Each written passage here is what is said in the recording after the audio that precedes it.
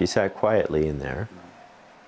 And based on that, you evaluated that she was an 8 out of 10 drunk? Yes.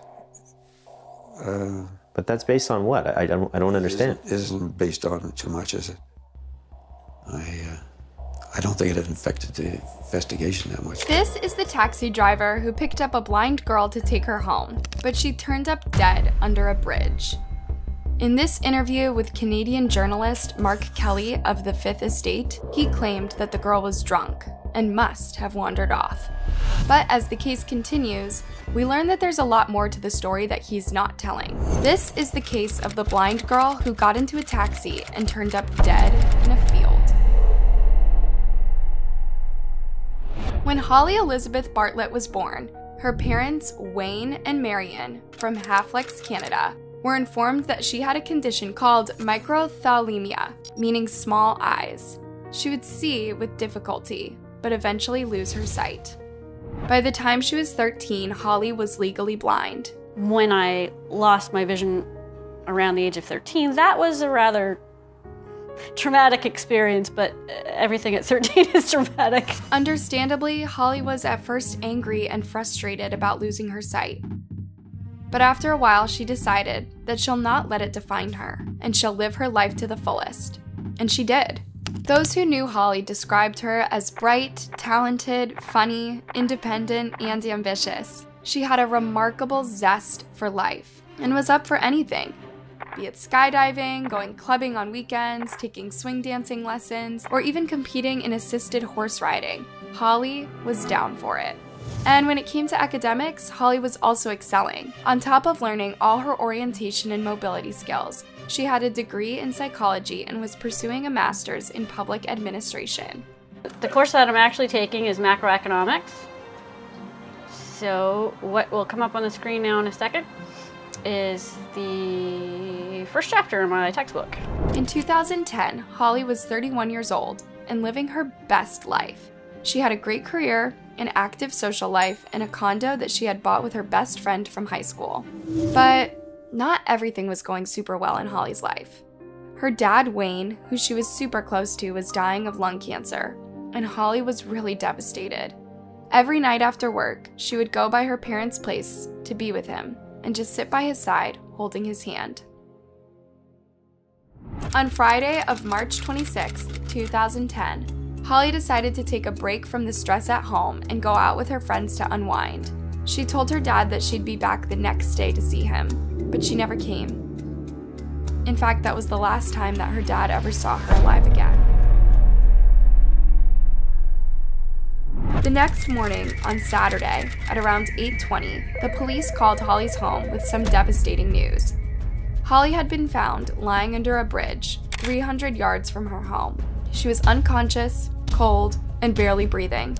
She was immediately rushed to the hospital, where the doctors determined that her temperature was dangerously low, and she had broken a leg and several broken ribs. Her face was covered with bruises, and she had cuts on her legs and hands.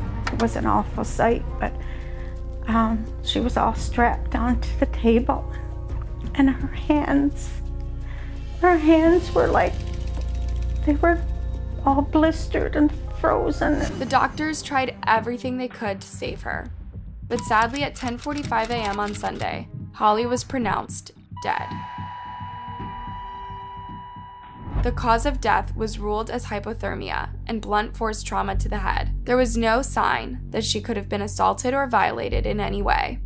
Holly's friends and family were completely shocked and devastated. They could not understand what had happened. What was she doing under a bridge, and how did she even get there? The first thing that the police thought about was that maybe Holly had tried to take her own life by jumping off the bridge, but then this was quickly ruled out because no motorist had reported seeing Holly on the bridge that Friday night, and surveillance cameras on the bridge did show Holly. So, what happened to her? During the investigation, police learned that on that Friday, Holly had dinner and drinks with a group of friends and then headed over to a year-end party at the university club. Her friends said that she seemed like her usual bubbly self and only took a few drinks to make her tipsy, but she was not intoxicated. A few minutes to midnight, Holly was ready to call it a night, and so one of her friends helped her into a waiting cab, making sure she was safe. but apparently she never made it home. When the police talked to the cab driver, he said that he dropped Holly off at around midnight and that he could tell she was drunk.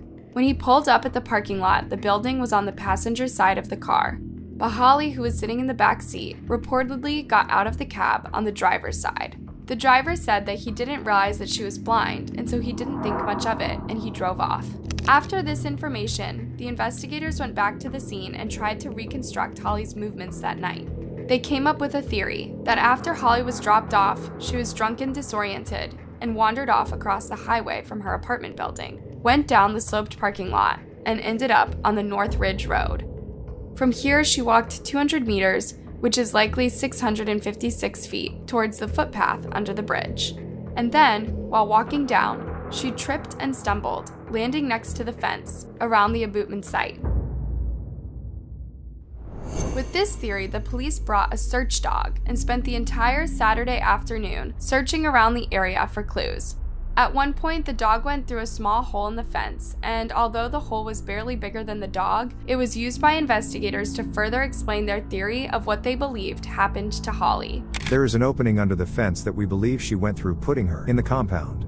Not knowing where she was, it is surmised that she came upon the concrete supports that slope up. Hearing the traffic above her, she may have believed it would take her up where she would have been seen by passing motorists. It is believed she fell from the north side post. They concluded that Holly's death was a tragic accident. But was it really an accident? They treated the case as poor little drunk blind girl. But Holly's family and friends did not believe that. They knew Holly had a great sense of direction and was highly skilled in using the white cane. As an orientation and mobility specialist, I taught blind and partially sighted adults how to travel safely and independently. She had the best skills of any client I had ever worked with. Holly had been living in the condo since 2007 and was very familiar with the surrounding. So if the taxi driver had dropped her outside the building as he claimed, there's no way she could have just wandered off, no matter how intoxicated she was. Other than that, there was also a lot of things that just didn't add up in the case. For example, the police reported that they had found a black Harley-Davidson hat near where Holly was lying. But for some unknown reason, they didn't think it was significant enough to be processed as evidence. Also, several items from Holly's purse, such as her wallet, iPhone, lip gloss, and loose charger, were found on Saturday morning at around 7 a.m. in the parking lot of her apartment building by a security guard who was coming home from working the night shift. The police never talked to the guard, but he would later tell a private investigator that the items were spread across the parking lot as if they had been thrown from a passing car.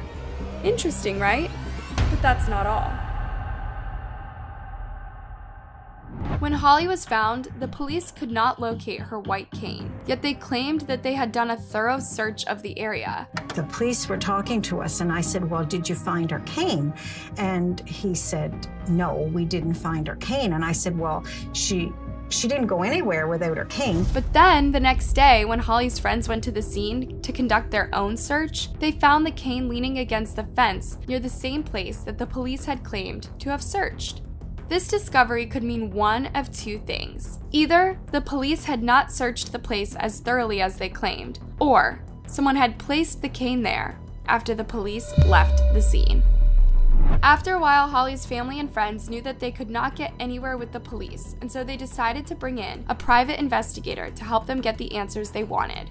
And before long, the investigators started making progress. He learned that a bus was parked near Holly's condo building, and it had captured the cab that dropped off Holly with its dashboard camera. The footage showed the cab turning from the main road into Holly's parking lot, where it was out of sight of the camera, and then a short while later, coming back out and driving off. It seemed like a normal drop-off, but later in the footage there was something else. Something quite suspicious. Shortly after the drop-off, the same cab was seen at a nearby side street, seemingly waiting for the bus to pass so it can go to Holly's apartment building. Why was that? The private investigator was able to track down the cab driver, a man by the name of Paul Frazier, and confront him about this. The investigator would later say that Paul was acting strange and evasive when he asked him about Holly, but later he opened up and told him that he did something that night that he was not proud of. I said, and what is that? And I let him talk. He said, I ripped her off. I stole from her that night. And I said, you stole from Holly? And he said, yes.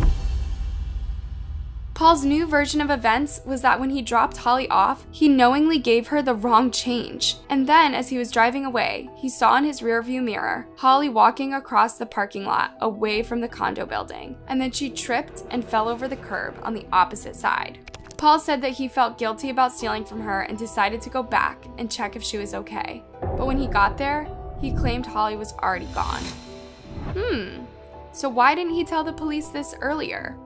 Paul claimed that he was ashamed of what he did, and he didn't want anyone to know that he had stolen from a blind girl. The private investigator contacted the police with this new information, and Paul was brought in for questioning. He repeated the same thing that he had told the private investigator, but the police ruled him out as a suspect after he passed a lie detector test. Interestingly, a few years later, he completely denied ever saying that he had stolen from Holly. You did say that you had ripped her off and that you did not feel too proud of that. No, I didn't. To the best of my memory, no. Because I didn't do it. So you can see where the confusion is here. Yes. He, however, admitted that he had lied to the police about Holly being drunk, saying, I was misleading them, not purposely, but just being flippant. I don't know, not taking it seriously. I don't think it affected the investigation that much. After reviewing the case, private investigator Tom Martin was able to come up with a theory of what he believed happened that night. According to Tom, Holly confronted Paul when she knew that he had dropped her at the wrong place. This resulted in a heated argument in which she either got out of the car in a hurry or was forced out. In the process, she ended up dropping some items from her purse, which included her white cane. Without her cane, she panicked but tried to find her way home using the traffic on the bridge as a guide. She had been taught that traffic on the bridge was supposed to be on her right side when going home, and she followed that. But sadly, she never made it. After this, Holly's family tried to get the police to change Holly's cause of death as suspicious and reopen the case, but we don't know if that ever happened. What do you guys think? Let me know your thoughts down in the comment section, and if you liked this video, be sure to give it a thumbs up and subscribe for more.